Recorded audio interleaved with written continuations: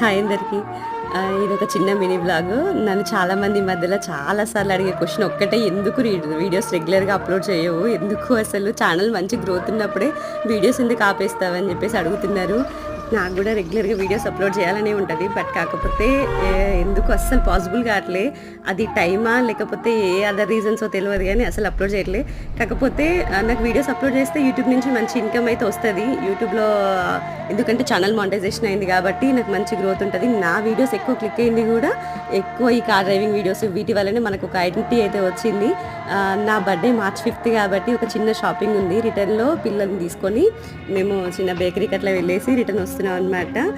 నన్ను driving videos గురించి చాలామంది అప్‌లోడ్ చేయమని చెప్పి అడుగుతున్నారు. కార్ ఏంటంటే నా చేతుల్లో ఉండదు కదా, వారి వర్క్ బిజీ మీద వెళ్తుంటారు కాబట్టి సో నాకది ఎక్కువ వీడియోస్ నేను తీసి వాటిని పోస్ట్ చేసే టైం దొరకట్లే. ఇప్పటి వరకు మన ఛానల్ సపోర్ట్ చేసిన అందరికీ కూడా థ్యాంక్ యూ సో మచ్ అండి.